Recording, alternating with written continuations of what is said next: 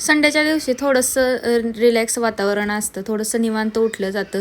पण माझ्या बाबतीत तसं अजिबातच होत नाही. माझा तर ना अख्खा दिवस कामामध्ये जातो.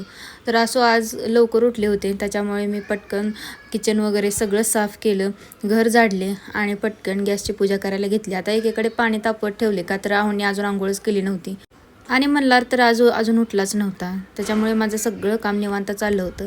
सकाळी नाश्ता काय बनवायचा हे मी रात्री डिसाईड करून ठेवलं होतं. तर मी आज नाश्त्यासाठी बनवत होते नाचणीचे थालीपीठ. तेच सारखं नाश्त्याला बनवून मला पण वैताग आला होता आणि खाणाऱ्यांना पण. म्हणून आज ठरलं होतं की नाचणीचं काहीतरी बनवायचं.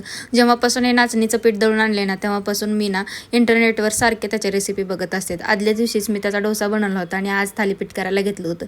डोसे तर जाम मस्त झाले होते, पण मी त्याचा व्हिडिओच घेतला नाही. म्हटलं थालीपीठाचा व्हिडिओ तुमच्यासोबत शेअर करावा. ह्याचा मी डिटेल व्हिडिओ लाँग व्हिडिओमध्ये शेअर करते, कशी मी ही रेसिपी बनवली वगैरे. एवढे छान हे थालीपीठ झाले होते ना की काय सांगू. आणि त्याच्यामध्ये मी पालक ॲड केली होती, तर त्याची टेस्ट पण एवढी मस्त लागत होती ना. मस्त छान असे खरपूस भाजून घेतले आणि दह्यासोबत मस्त त्याचा आस्वाद घे.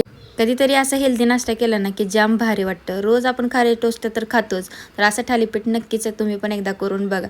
पटकन घरातली सगळी कामं आवरली आणि मल्हारला घेऊन मी बाहेर चालले होते, का तर आज पोलिओचा डोस होता त्याचा.